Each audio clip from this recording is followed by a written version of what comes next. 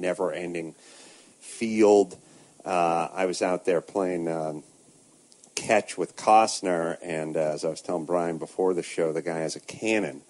To play catch means to throw a ball back and forth between two people, or sometimes between three people. Typically a baseball, can also be a football.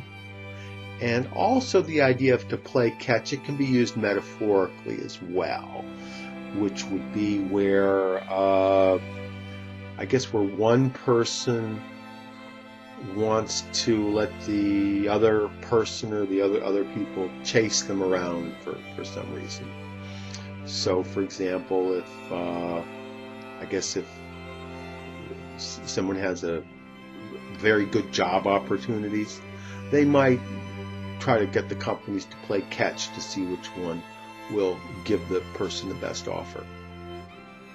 To play catch can also be used to mean getting involved with something without serious intent, because it's not a real game. So if you're playing catch with someone, it means you're doing it just for fun. You're not doing it as part of a serious effort.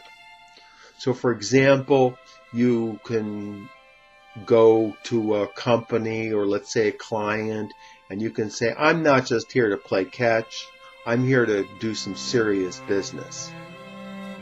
In this case, it means almost the same thing as to play games with someone, which means that you're engaged in an activity but not with any serious intent.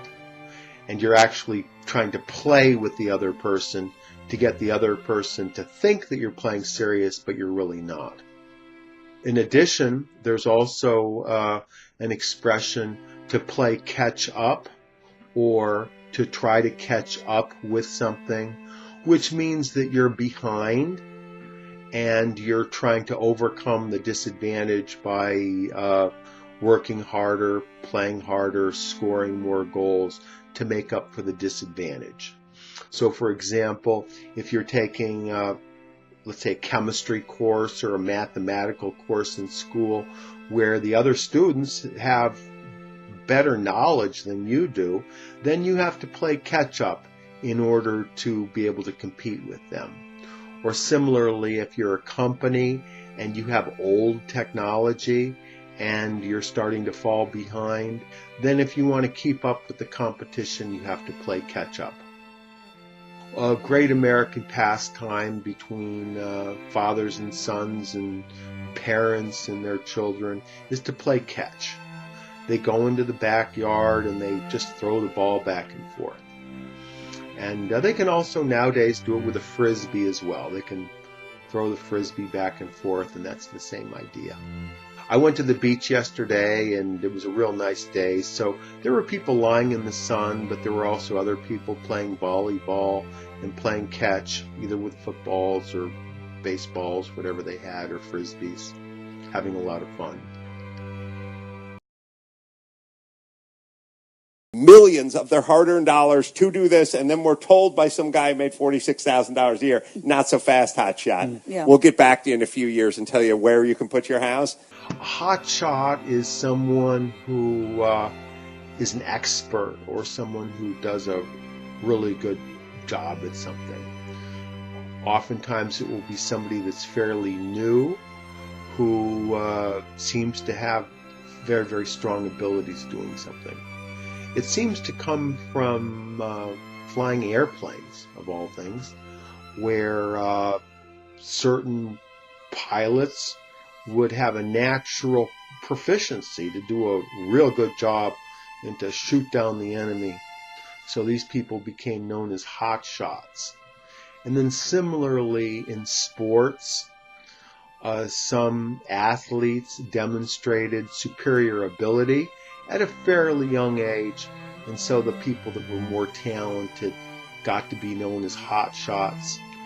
Similarly, a hotshot can be someone who is at the top of their game, or a high-level professional in other fields as well, oftentimes in law or medicine, where the difference between losing and winning can be the difference between success and total defeat or total loss. So people are highly encouraged to try to get the best qualified person they can. And then this also pertains to executives as well, where some executives gain a reputation for being very highly qualified.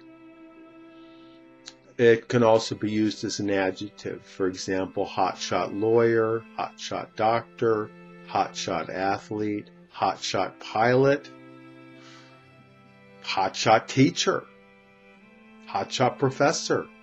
When Steve Jobs got cancer, he unfortunately wasted a period of time hiring faith healers or some other very non-medical professionals, where if he would have gotten himself a hotshot doctor at the very beginning, there's a good chance he'd still be alive today. Some people think that if you hire a hotshot lawyer, they can get you out of just about any trouble. But that's not really true. But if you do hire a hotshot lawyer, there's a chance that maybe instead of going to jail for 20 years, you'll only have to go to jail for 10 instead. Which for a lot of people, that's a pretty good positive. ESL-fullsteamahead.com